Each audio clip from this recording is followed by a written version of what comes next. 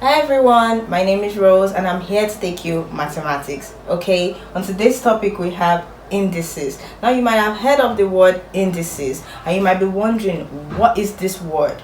I'm here to help you out. Okay, so indices is the plural of index. Okay, so you could hear index and wonder, why are we saying index? It's simply the singular form of indices. So when you have one, you say index, and when you have more than one, you say indices, right? So it can also be referred to as power or exponent. So somebody could say the power, another person could say the exponent, and me, I could say the indices. So when you have 2 raised to the power of 4, what is 4 in this case?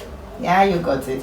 4 is the index of 2, or the power of 2, or the exponent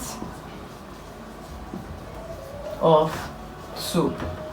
So what's indices trying to say? It's trying to tell us the number of times a number occurs. So for this one, you know that 2 is supposed to occur 4 times. That's basically what indices is trying to say. Right, so given a raised to the power of n, we know that a is multiplied n times, right? So we have another term in indices, and what is that term? It's referred to as the base. So whatever is carrying the power is referred to as the base. So here a is the base and n is the index. And you remember what we said about index? You could also say this is the power. You could also refer to this as the exponent. We're all saying the same thing. So let me give an example and then you try it with me. So imagine you have 2 raised to the power of 3, right? It means you are multiplying 2 3 times, right? And then we know that our answer is 8, right? So here 2 is the base and 3 is the index. Right, we have some laws in indices. If you know these laws, you should be able to solve any question at all under indices.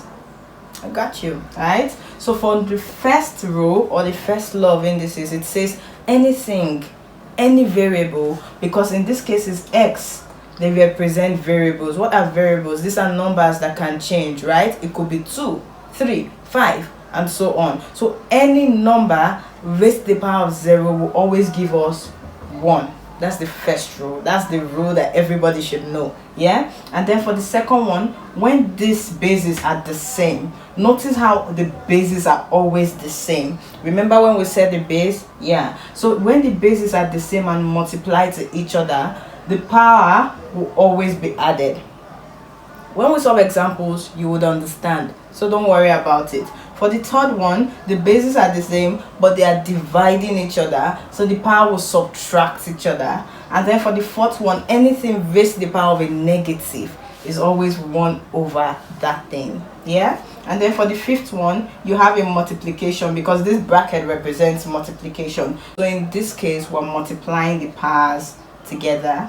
Yeah. And then in this case, we have the same power but different bases. Notice how this one is different from this one. The same power but different bases. So they come together and then you just pick one of its power because it's the same power, right? And then we have the same case here where you have different bases dividing each other but the same power. So you just bring them together and then put one of its power. And then for the 8th one, we have a variable raised to the power of a fraction. You have a fraction, so you can change it to the root form. So let's solve an example so you can understand what I am saying from these rules.